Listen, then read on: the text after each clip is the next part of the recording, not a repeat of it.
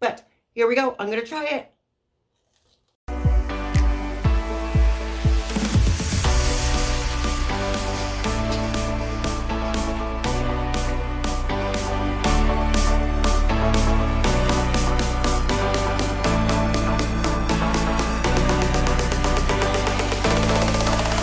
Welcome to Ms. Natch's Kitchen, where we cook up anything that I dream of, and I challenge myself with challenging, difficult recipes, so you don't have to. Hey Bubbles! So glad to make it back to my channel. Today we're doing Joshua Weissman's Korean French fry corn dog. Not gonna lie, I already tried this recipe and I didn't have the patience for the batter. It just wasn't coming together, but every other recipe matches his. If you love cooking, if you love the craziness that is my channel, hit subscribe down below and hit that bell icon for every time I post a video.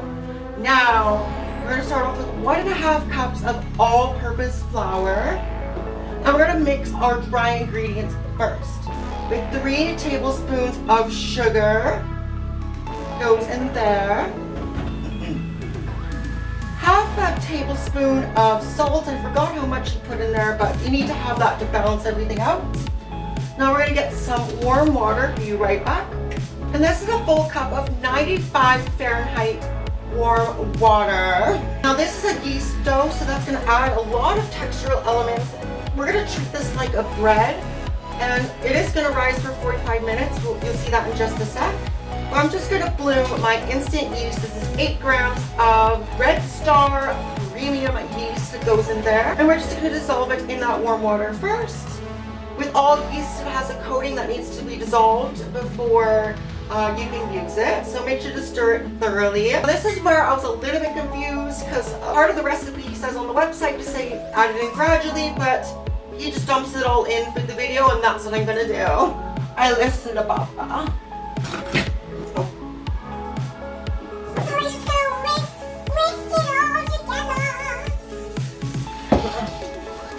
Do you like my Joshua impersonation? And he just dumped it all in.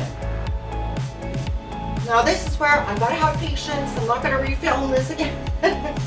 Although, with my pets video, just FYI, I filmed that 3 times. So, it happens as a YouTuber, right? But I'm gonna wait until, oh, that's a lot better. So I don't know what I did wrong yesterday. Well, we want it to be a homogeneous mixture. She's a homogeneous mixture. Oh, the door's over there? Okay. It takes a little while for the flour to get hydrated. Now that it came together with the whisk, I'm just going to scrape the sides. I see a little bit of dry bits in the flour itself where it's not hydrated completely. I'm just going to use the spatula to scrape it all together, kind of knead it a little bit. But I heard you don't want to overwork it, but I've also seen people knead it too. But I think this is good. And we're going to wait for 45 minutes to bloom and fart and get double up in size. So good. So I'm just going to put a lid on this and I'll be back in 45 minutes. Yeah.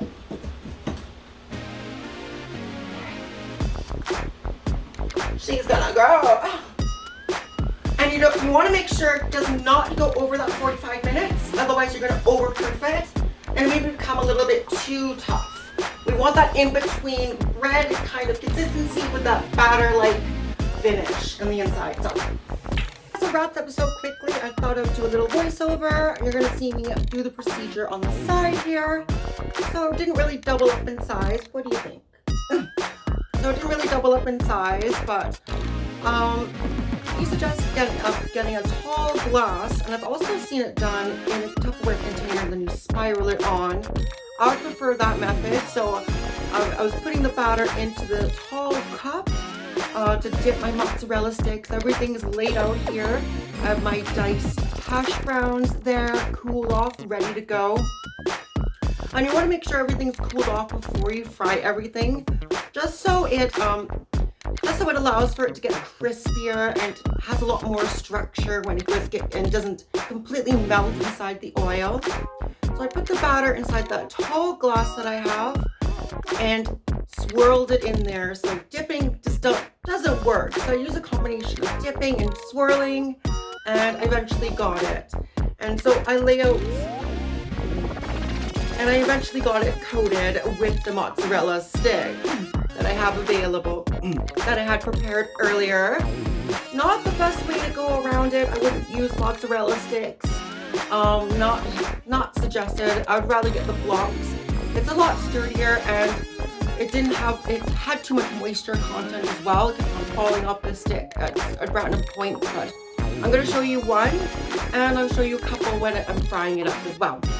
So he suggested to roll your Korean mozzarella stick or corn dog, whichever method you prefer, to roll it into the diced hash browns. For me, that just didn't work. I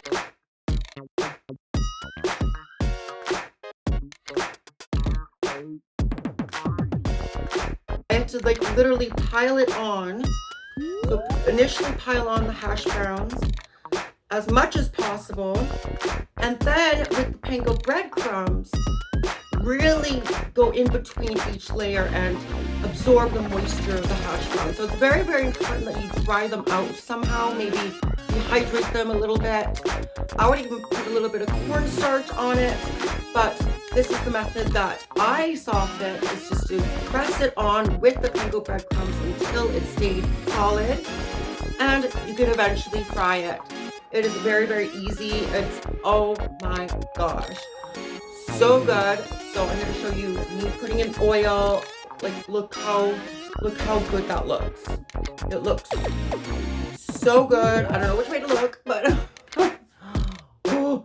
And honestly, like, okay, my oil looks a little bit dark, but I did fry up some chicken yesterday. So, and I did throw away half the oil and replaced it. I wanted that fried chicken flavor too. There's something about a restaurant quality that tastes like something else. That's why we love hash browns from Denny's, because it tastes like other things. But half of my oil was recycled today, so don't worry about that. And tomorrow will be disposed as well. So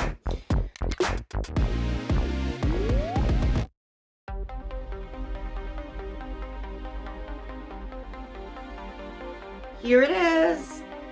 I'm going to insert footage of me biting into it. There's not a cheese pull. There's not really enough time. It's not even warm right now, but these are even good chilled and refrigerated as well.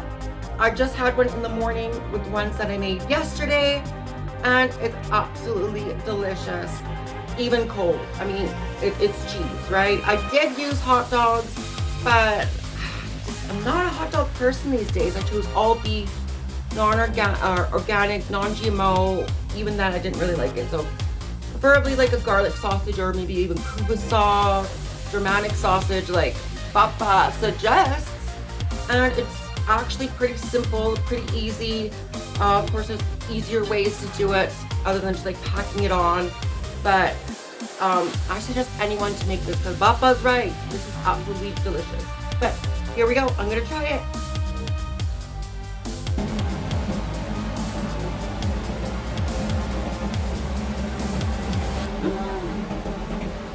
Yeah. Oh my gosh. Oh.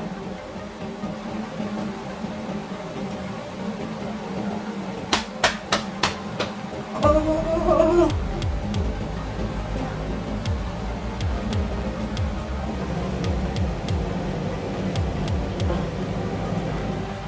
I'm not sure how that looks.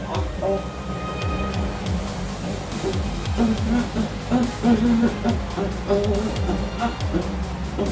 Yeah.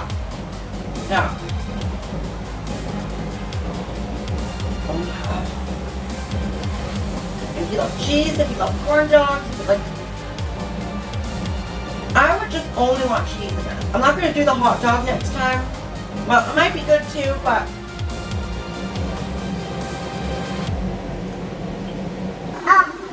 this is unbelievable. And the sugar works somehow.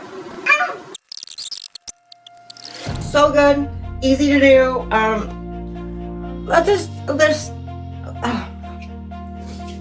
And don't be afraid about frying. Like, honestly, like, if you get the temperature up to 350, you're golden. These are done in 3 minutes. Prep time, maybe 6 minutes for the hash browns. And pretty much you're just waiting for that dough to rise at 45 minutes, like I said earlier. But so good. It'll make you do the happy dances. Honestly, might be up there with quesadillas. Like, I absolutely love quesadillas, but now there's a new favorite in town because you get that hash brown bite. You get a little bit of the sweetness from the sugar, and then that bready kind of bite with the batter, and of course cheese. And it's like all the things that I love in one. And I did not make I specifically did not make the dipping sauce because I'm a purist when it comes to cheese and potatoes. Like, I can't do like processed meats these days as much, but of course it would be good with that as well. Thank you so much. I love you all so much. Au revoir, my beautiful bubbles.